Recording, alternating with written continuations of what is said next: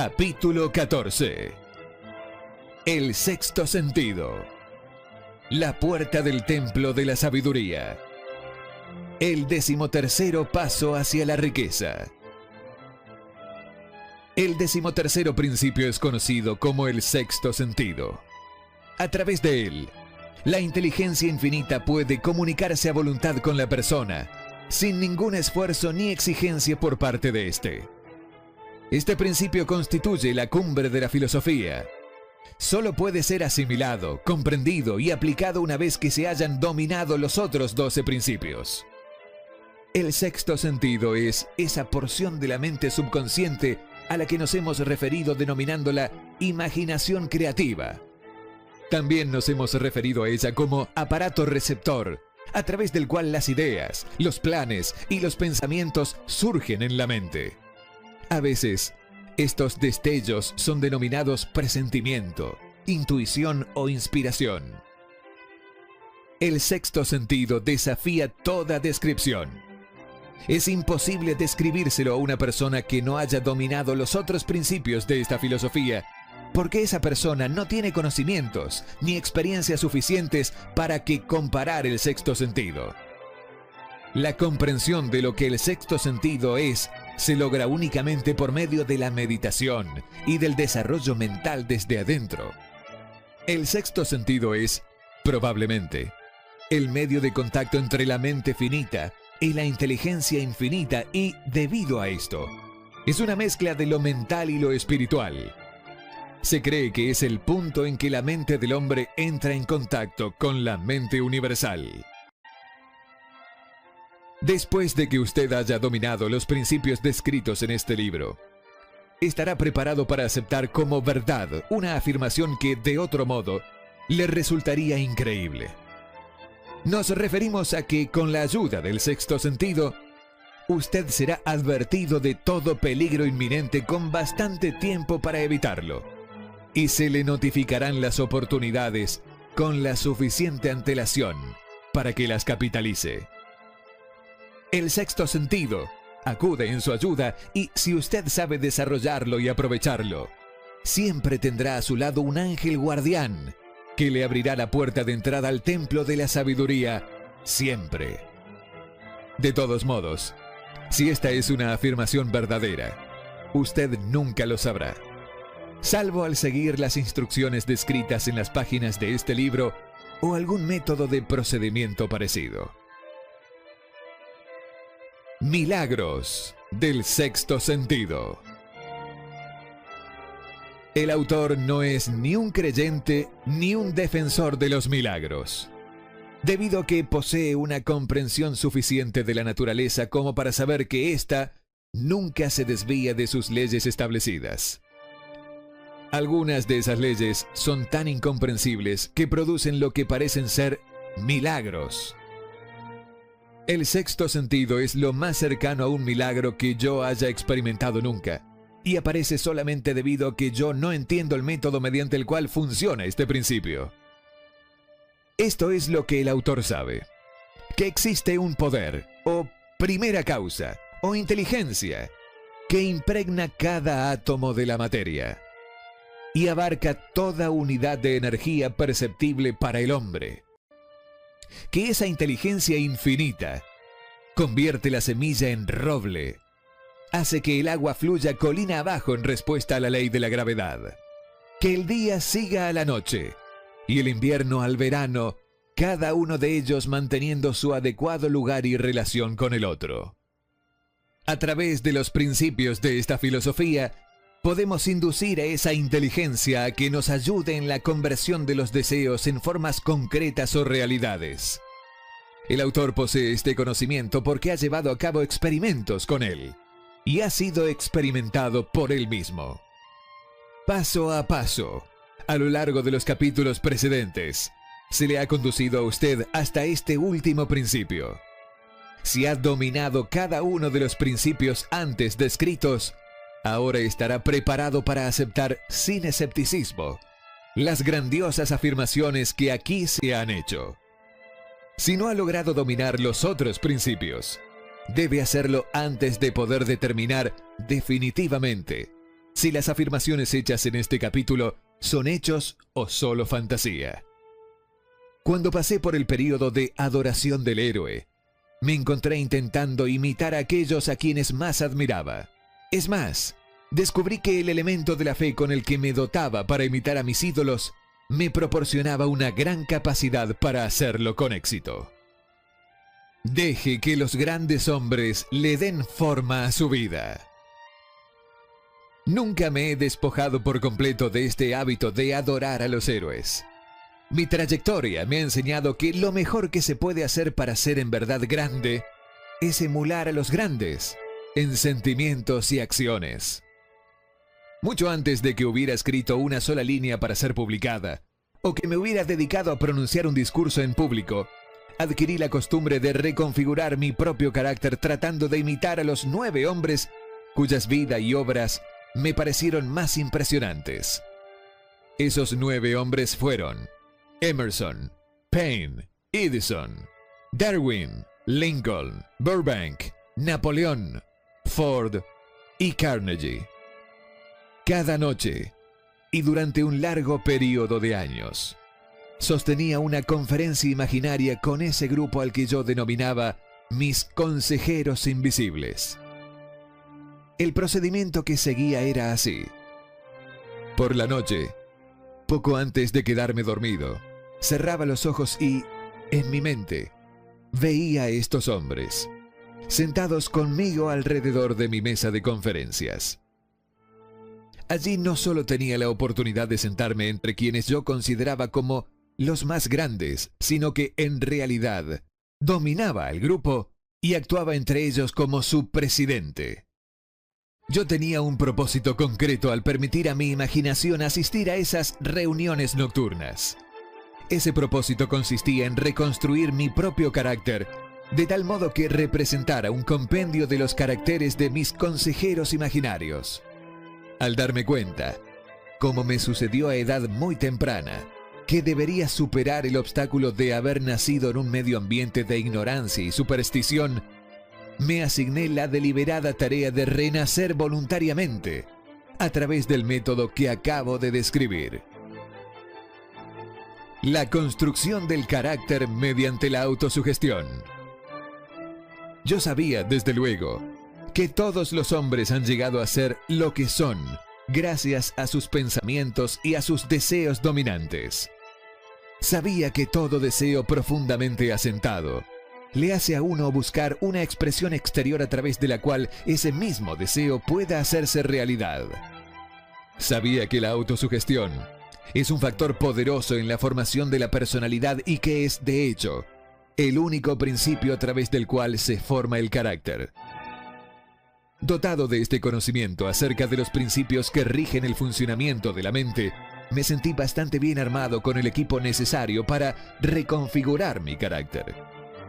En esas reuniones imaginarias, yo convocaba a los miembros de mi gabinete para que me transmitieran el saber que deseaba obtener, dirigiéndome a cada uno de ellos con palabras audibles del siguiente modo: Señor Emerson, deseo adquirir de usted la maravillosa comprensión de la naturaleza que distinguió su vida.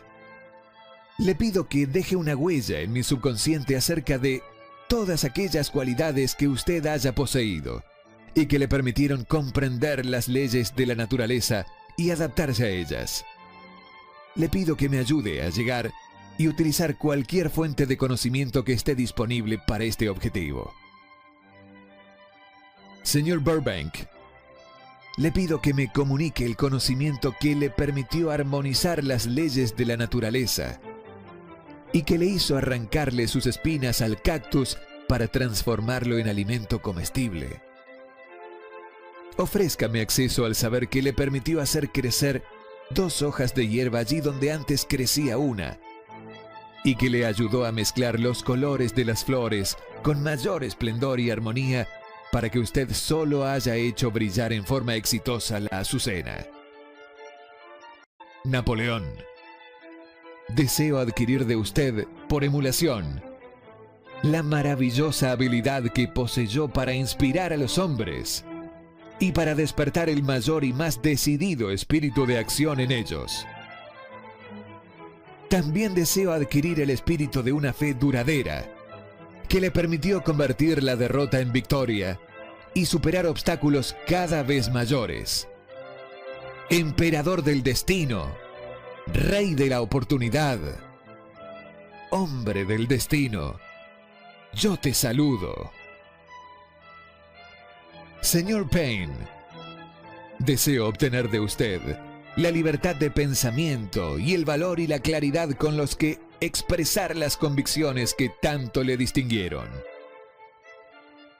Señor Darwin, deseo adquirir de usted la maravillosa paciencia y la habilidad para el estudio de la causa y el efecto, sin desviación ni prejuicio, tan ejemplificadas por usted en el campo de las ciencias naturales. Señor Lincoln, deseo introducir en mi propio carácter el agudo sentido de la justicia, el incansable espíritu de la paciencia, el sentido del humor, la comprensión humana y la tolerancia que fueron sus características más distinguidas. Señor Carnegie, yo ya me encuentro en deuda con usted por mi elección de forma de vida, que me ha traído gran felicidad y paz mental. Deseo adquirir de usted una comprensión completa de los principios del esfuerzo organizado, que utilizó con tanta efectividad en la formación de una gran empresa industrial. Señor Ford, usted ha sido el hombre que más me ha ayudado a proporcionar material esencial a mi trabajo. Deseo adquirir su espíritu de perseverancia, la determinación, la serenidad y la confianza en sí mismo que le permitieron dominar la pobreza y organizar, unificar y simplificar el esfuerzo humano, para que así yo pueda ayudar a otros a seguir sus pasos. Señor Edison, lo he sentado cerca de mí, a mi derecha, debido a la cooperación personal que usted me ha dado. Durante mi investigación sobre las causas de éxito y fracaso, deseo adquirir de usted el maravilloso espíritu de fe con el que descubrió tantos secretos de la naturaleza y el espíritu de herramienta inconmovible con el que tan a menudo extrajo la victoria de la derrota. El increíble poder de la imaginación. Mi método de dirigirme a los miembros de mi gabinete imaginario variaban de acuerdo con los rasgos de carácter que yo estaba más interesado en adquirir en aquellos momentos. Estudié todo lo que se sabía de sus vidas y lo hice con mucho detalle. Después de algunos meses de haber empleado este procedimiento nocturno, me sentí asombrado al descubrir que estas figuras imaginarias se convertían en aparentemente reales. Cada uno de estos 9 hombres desarrolló características individuales que me dejaban pasmado. Por ejemplo, Lincoln tenía la costumbre de llegar siempre tarde, para luego entrar de una forma solemne donde era esperado. Siempre llevaba una expresión de seriedad en el rostro. Raras veces le veían sonreír. El cuidado de una nación dividida lo hizo importante. Eso no era cierto en lo que se refería a los demás. Burbank y Payne se enfrascaban a menudo en conversaciones burlonas que a veces parecían conmocionar a los otros miembros del gabinete. Una noche Payne mencionó que yo preparara un sermón sobre la era de la razón y lo enviará del púlpito de una iglesia a la que yo asistí anteriormente. Muchas personas en la mesa se rieron mucho con la sugerencia, pero no Napoleón. Él agachó su cabeza y gritó tan fuerte que todos se dieron vuelta y lo miraron con asombro. Para él, la iglesia era como un instrumento del Estado, no para ser reformado, sino que para ser utilizado como un conveniente instigador para la actividad de las masas por las personas. En cierta ocasión, Burbank llegó tarde. Al hacer su entrada, apareció lleno de entusiasmo y explicó que se había retrasado debido a un experimento que estaba realizando y con el que confiaba poder hacer crecer manzanas de cualquier especie de árbol. Payne se burló de él, recordándole que fue precisamente una manzana la que dio lugar a todos los problemas existentes en el mundo. Darwin intervino cordial y sugirió a Payne que se dedicara a vigilar a las serpientes pequeñas cuando acudiera al bosque en busca de manzanas, puesto que aquellas tenían la costumbre de desarrollarse hasta convertirse en serpientes grandes. Emerson observó: si no hay serpientes, no hay manzanas. A lo que Napoleón afirmó: sin manzanas, no hay Estado. Lincoln desarrolló el hábito de ser siempre el último en levantarse de la mesa después de cada reunión. En una ocasión, él se apoyó al final de la mesa, sus brazos se doblaron y permaneció en esa posición durante varios minutos. No hice ningún esfuerzo por molestarlo. Finalmente, él levantó su cabeza lentamente, se paró y fue a la puerta. Luego se dio vuelta, volvió y puso su mano en mi hombro para decir: mi niño, usted necesitará mucho valor si permanece firme en llevar a cabo su propósito en la vida. Pero recuerde, cuando las dificultades lo sorprendan, las personas comunes y corrientes tienen sentido común. La adversidad lo desarrollará. Una tarde, Edison llegó antes que todos los otros. Se aproximó y se sentó a mi izquierda, donde Emerson acostumbraba sentarse, y dijo: usted está destinado a ser testigo del descubrimiento del secreto de la vida. Cuando sea el momento correcto, usted verá que la vida consiste en grandes cantidades de energía o entidades, cada una tan inteligente como se pensaba que eran los seres humanos. Estas unidades de vida se juntan como enjambres de abejas y permanecen unidas hasta que se desintegran a través de la falta de armonía. Estas unidades tienen diferencias de opinión, lo mismo que los seres humanos, y a menudo pelean entre ellos. Estas reuniones que usted está dirigiendo serán muy útiles para usted. Ellas traerán a su rescate algunas de las mismas unidades de vida que sirvieron a los miembros de su gabinete durante sus vidas. Estas unidades son eternas.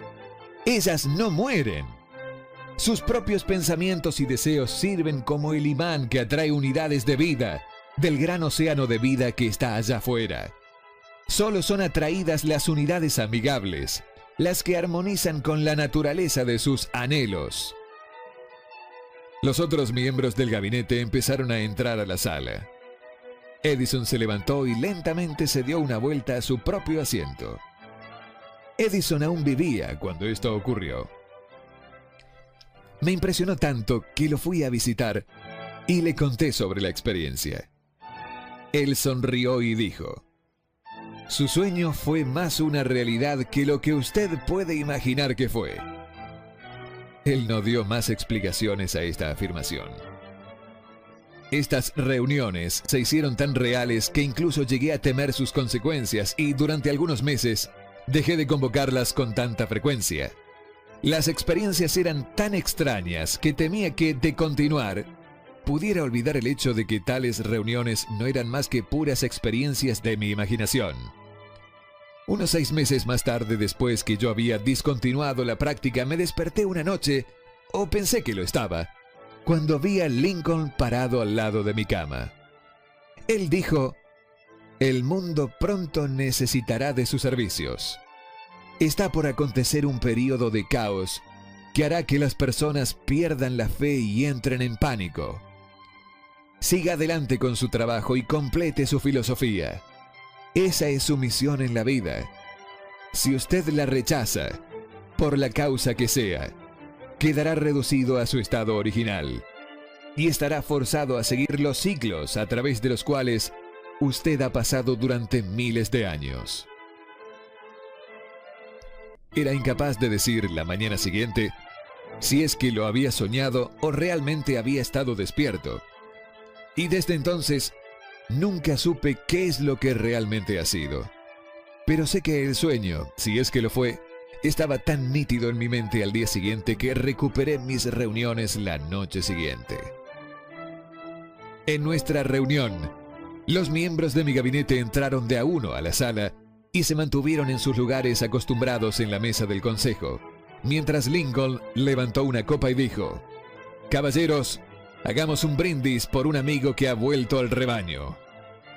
Después de eso empecé a agregar más miembros a mi gabinete. Hasta ahora tienen más de 50.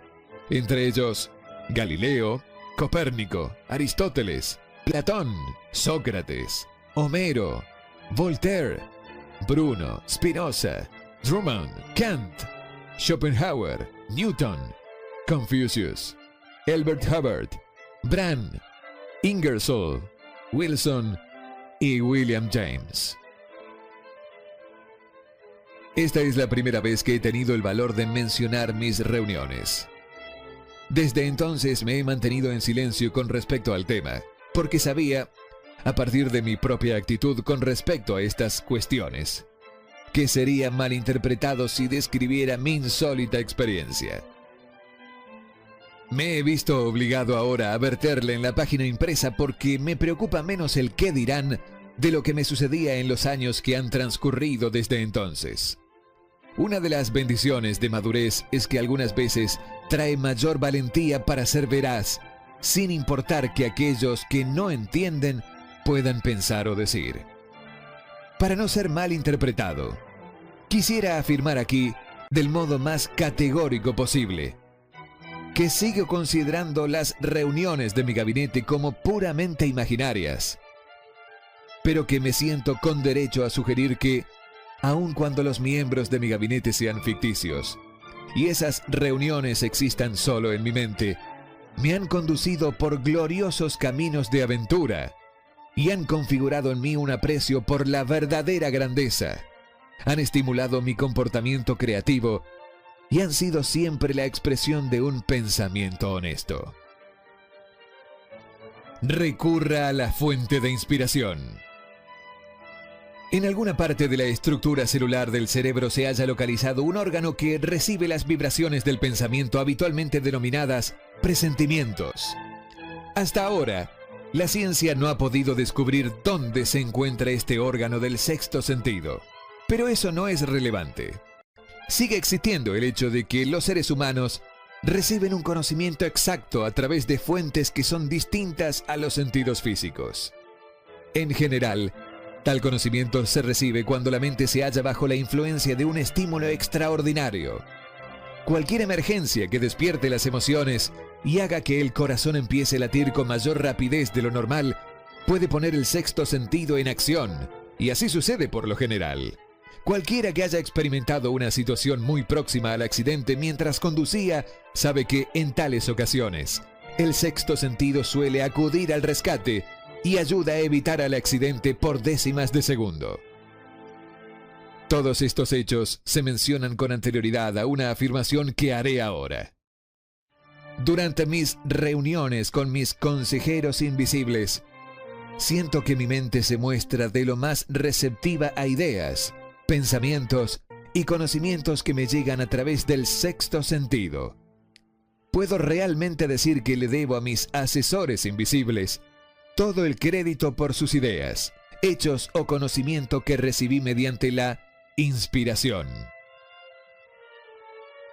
Ha habido un gran número de ocasiones en las que me he enfrentado a situaciones de emergencia, algunas tan graves que mi vida llegó a correr verdadero peligro, y en las que me he visto milagrosamente guiado hacia la superación de esos obstáculos, gracias a la influencia de mis consejeros invisibles. Mi propósito original al convocar estas reuniones con seres imaginarios fue el de impresionar mi propio subconsciente, a través del principio de la autosugestión, con ciertas características que yo deseaba absorber. En años más recientes, mi experimentación ha adquirido una tendencia distinta. Ahora acudo a mis consejeros invisibles para consultarles cada problema difícil con el que me enfrento, ya sea propio o de mis clientes. A menudo, los resultados han sido verdaderamente asombrosos, a pesar de que no dependo por completo de esa forma de consejos. Usted, por supuesto, ha reconocido que este capítulo cubre un tema con el que la mayoría de las personas no están familiarizadas. El sexto sentido es un tema que será de gran interés y beneficio para aquel cuyo objetivo es acumular una gran riqueza, pero necesita reclamar la atención de aquellos cuyos deseos son más modestos. Indudablemente Henry Ford entiende y hace uso práctico de este sexto sentido. Su gran negocio y operaciones financieras hacen necesario para él entender y usar este principio. El último, Thomas A. Edison, entendió y usó el sexto sentido en conexión con el desarrollo de inventos, especialmente aquellos que incluyen patentes básicas, en relación con los que no tienen experiencia humana ni conocimiento acumulado para guiarse, como fue el caso al trabajar con la máquina parlante y la máquina de películas. Casi todos los grandes líderes entendieron y probablemente usaron el sexto sentido casi continuamente. La principal parte de su grandeza consistió en su conocimiento de este principio. Una fuerza vigorosa de crecimiento lento. El sexto sentido no es algo que uno pueda quitarse y ponerse a voluntad. La habilidad para usar este gran poder va creciendo de a poco, por medio de la aplicación de los otros principios expuestos en este libro. Rara vez un individuo llega al conocimiento viable del sexto sentido antes de cumplir los 40 años de edad. Por lo general, el conocimiento no está disponible hasta que uno ha pasado los 50 años. Y esto debido a que las fuerzas espirituales con las que está relacionado el sexto sentido no maduran y son utilizables salvo a través de los años de meditación, introspección y pensamientos serios. No importa quién sea usted, ni cuál pueda haber sido su propósito al leer esta obra. Lo cierto es que puede aprovecharse de ella sin llegar a comprender el principio descrito en este capítulo. Eso es cierto, sobre todo en el caso de que su propósito principal sea el de la acumulación de dinero o de otras cosas materiales. He incluido el capítulo sobre el sexto sentido porque este libro ha sido diseñado con el fin de presentar una filosofía completa por la que las personas puedan dirigirse para alcanzar aquello que quieren en la vida. El punto de partida de todo logro es el deseo. El punto final es esa rama del conocimiento que nos conduce a la comprensión de uno mismo, de los demás y de las leyes de la naturaleza. En definitiva, el reconocimiento y la comprensión de la felicidad. Esta clase de comprensión solo se alcanza de forma completa a través de la familiaridad y el uso del sexto sentido. Por lo tanto, ese principio se deberá incluir como parte de esta filosofía, para beneficio de aquellos que exigen más que dinero. Tras acabar este capítulo, usted habrá observado que durante su lectura se sentía elevado a un nivel más alto de estimulación mental. ¡Espléndido! Vuelva a leerlo dentro de un mes y observe cómo su mente alcanza un nivel de estimulación aún más elevado. Repita esa experiencia de vez en cuando, sin importar lo mucho o lo poco que aprenda en cada ocasión. Y terminará por encontrarse en posesión de un poder que le permitirá desembarazarse del desánimo, dominar el temor, superar la dilación y utilizar la imaginación con toda la libertad.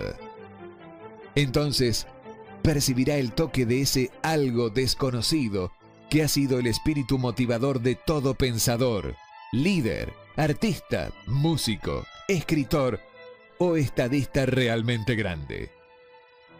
Será el momento de convertir sus anhelos en su equivalente físico o financiero, y lo hará con la misma facilidad con la que antes se tumbaba y se abandonaba ante la aparición de la primera señal de oposición. Fe versus miedo. Los dos capítulos anteriores han descrito cómo desarrollar la fe a través de la introspección, deseo y el subconsciente.